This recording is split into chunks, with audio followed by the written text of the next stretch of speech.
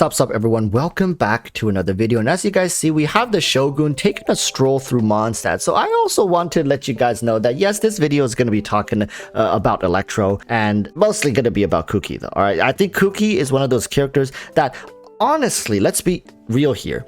If Kuki were a 5-star, Kuki would be far more hype than Yellen would be. Why? Is because Yellen is an addition to the game of something that already exists, like an upgrade of something that already exists. Whereas Kuki truly is one of a kind, first of its kind. Kuki is an electro healer, and I don't know why people aren't talking more about her. So for all the Kuki wanters out there, today let's talk about her. There's a couple things that has been brought up, and I think a lot of people were a little taken aback as to the design of Kuki, but don't worry, we're going to touch on potentially why she's scaling off of Elemental Master. We're going to talk about her regen conditions, the fact that she has to cut health in order to regenerate her HP, the good and bad of that, because right now of course it's all speculations, but I do think Kuki is shaping up to be quite the character, and hopefully, fingers crossed, is going to age better as the game continues to develop. So without further ado, if you guys like talking about Genshin Impact, it doesn't matter what you guys like to talk about on this channel here, we just primarily do Genshin discussions. Everybody's free to leave whatever they think in the comments down below. So starting with Kuki,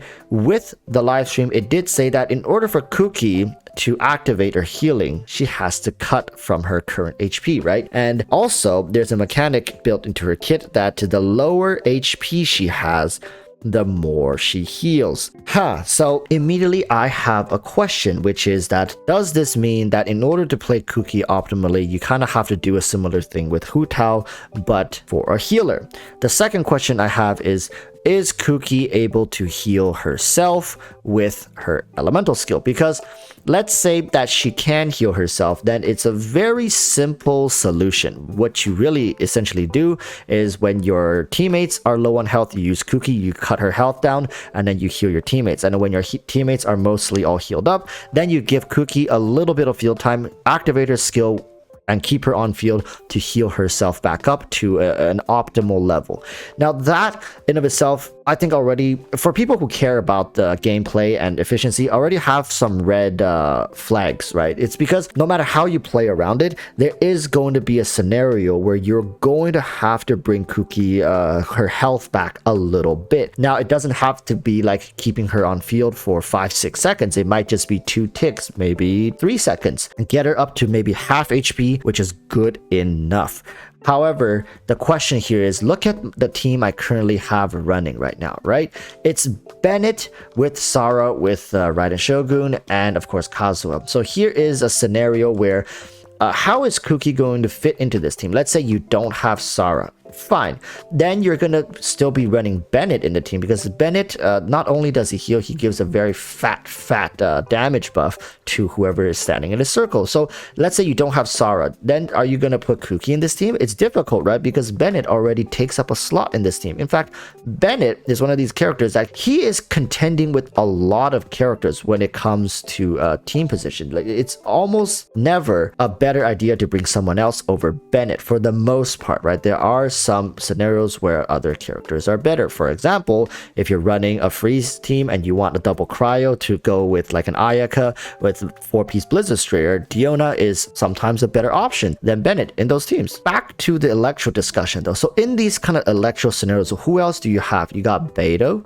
right? You got Fischl, you have Kaching, you have Razor, and really when it comes to Electro, you also have Lisa.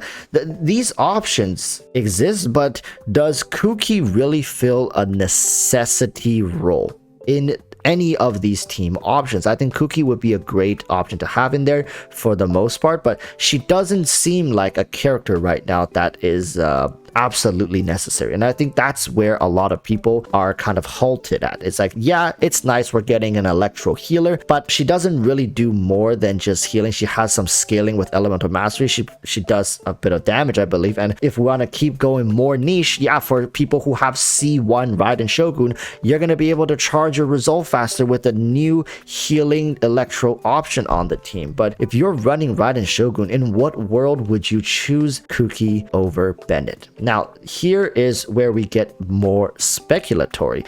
I do not believe that Hoyoverse is going to release a character that is just a dud, being like there's no defined role, there's nothing she is really good at. So what I really think is that as Dendro get introduced into the game, we're going to see a scenario where Electro and Dendro reactions may have great elemental mastery benefits. If you build up elemental masteries for someone like Kuki, you can actually facilitate quite a bit of damage in the team. So that being said, then in that scenario, maybe if you're running Raiden or any other Electro carry, it would make sense to run a Dendro Electro team with Kuki being the healer, and also with elemental mastery she's able to facilitate a good chunk of damage. Now that is highly speculatory, but it just currently doesn't make too much sense to have this character have to cut down her HP and heal other units while also scaling off of elemental mastery. I do think that Hoyoverse for the most part has been planning for the long run, and especially characters now that's being released, including actually I want to say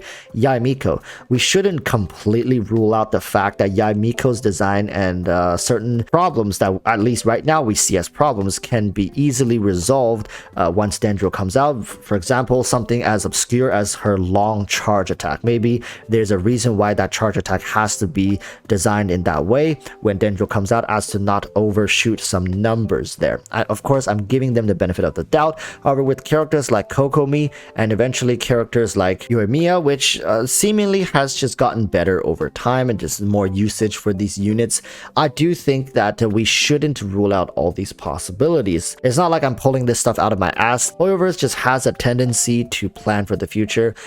They don't really say anything, they just release units. Sometimes it feels they're incomplete. In fact, there are specific units who don't have dedicated supports, who don't have their dedicated artifact set, while they still work in the game. It's just compared to other units, they do feel incomplete. And it shouldn't be a surprise that if 5-star characters are getting treatments like that, 4-star characters even more so. And who's to say that Kuki won't have a C4, just like Goro, just like Toma, and all the other 4-stars that's been released in Inazuma, to have some sort of character awakening conditions at higher constellations. Maybe at C6 she also has a buff for your units as well. Who knows? All right, I don't know right now, but it's safe to assume that C0 Kuki, just like the other 4-stars that's been released up to date, likely will feel a little inadequate.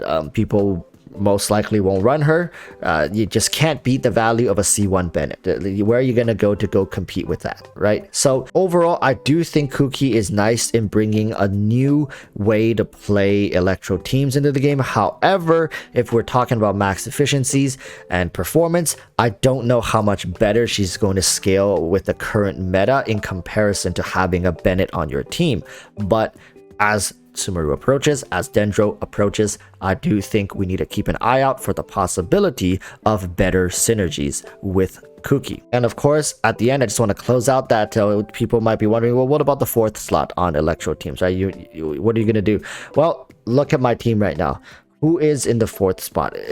Electro, being an elemental damage focused element, benefits greatly from the 4-piece Viridescent set. It's just whatever team you're running, as long as they rely on an elemental damage source being non-reaction heavy, Anemo can work, right? With exceptions to Geo. Every other element works. So the 4th slot I cannot see being replaced completely when it comes to elemental damage teams. So it's always going to be reserved for Anemo, unless Dendro somehow is even more broken than Anemo when it comes to buffing up team damage. Who knows? Maybe Electro Dendro can do that, but it's all speculatory. It's all up in the air. With that said, thank you guys for watching. Let me know down in the comments below what you think about Kuki. I do think she's exciting, but I don't think a lot of people are going to be over the moon about her and her performance. So till next time, urge y'all to stay safe and peace.